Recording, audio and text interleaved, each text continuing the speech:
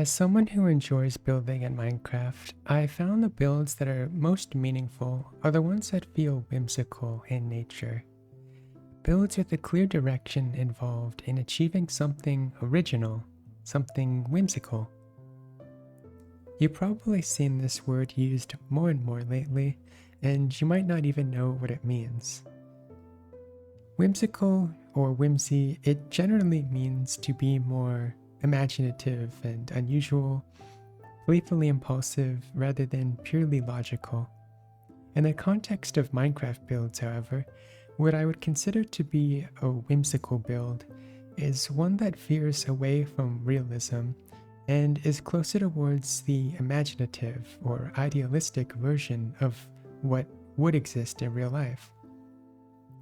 Depicting realism in Minecraft is fine if that's what you prefer, but for me personally, I'd much rather create a more idealized build of the subject that I want to capture than replicating a real life build as close to one-to-one as I can. Online, there's been a popular trend of more realistic builds gaining attention for their impressive details and texturing. I have no issue with this style if that's what you prefer. However, it is unfortunate that it's by far the most popular building style at the moment. There has been a small, yet growing interest in more whimsical builds, a return to what Minecraft builds used to be.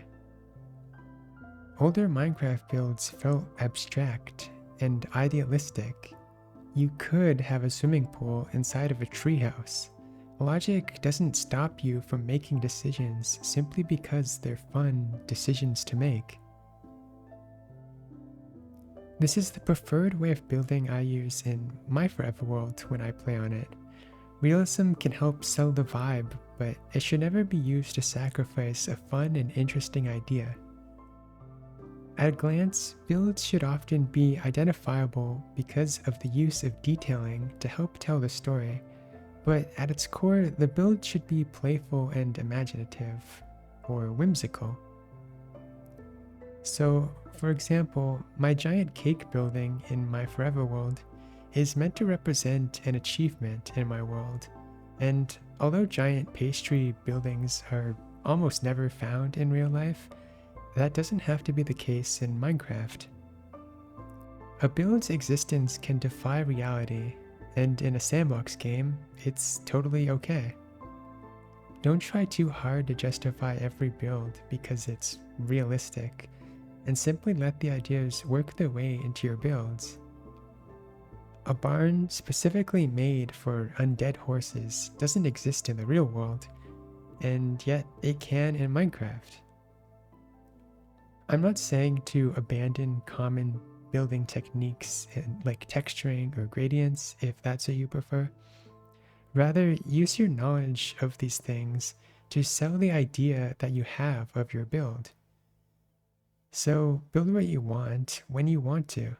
Give yourself the opportunity to act upon inspiration when it strikes you. Whimsy decisions can often lead to the most enjoyable creative processes. Give yourself the chance to listen to the thoughts that inspire you whenever you're away from the game. Thoughts like, wouldn't it be cool to build a transit system in my world? Or wouldn't it be cool to build a zoo?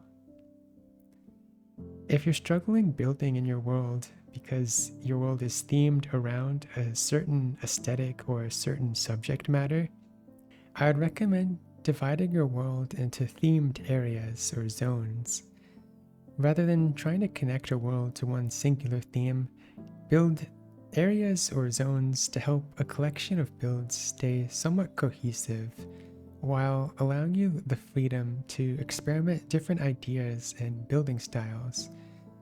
This can be like a city area in your world for all of the industrial buildings, or maybe you have a farm area for all your farmland, windmills, barns. In my world, I also have a zoo area where I have all of the different enclosures for the animals that I have in my world. But those are just some ideas. It can be fun to challenge yourself in building different subject matter too, So if you normally build cozy farmlands and cottages, maybe try building something completely different, like sci-fi. You could make a spaceship. It's just an idea, but I do think it can help kickstart a creative project when it's something new and unfamiliar. If all you build is the same textured medieval houses or castles, then why not allow yourself to try something different?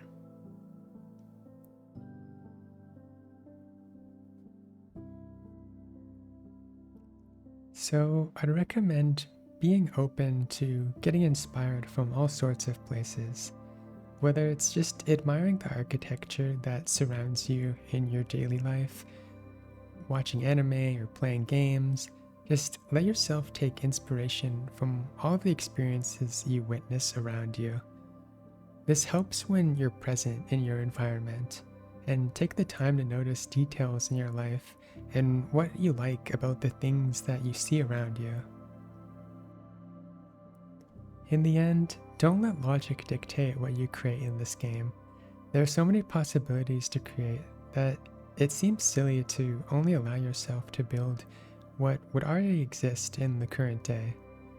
Of course, this is just my opinion, but I do think it's worth considering, especially if you found your Minecraft builds are starting to feel stale lately. As always, I want to thank you all for listening to today's Minecraft discussion. If you enjoyed the video, please consider liking and subscribing for more. I hope to see you in the next one.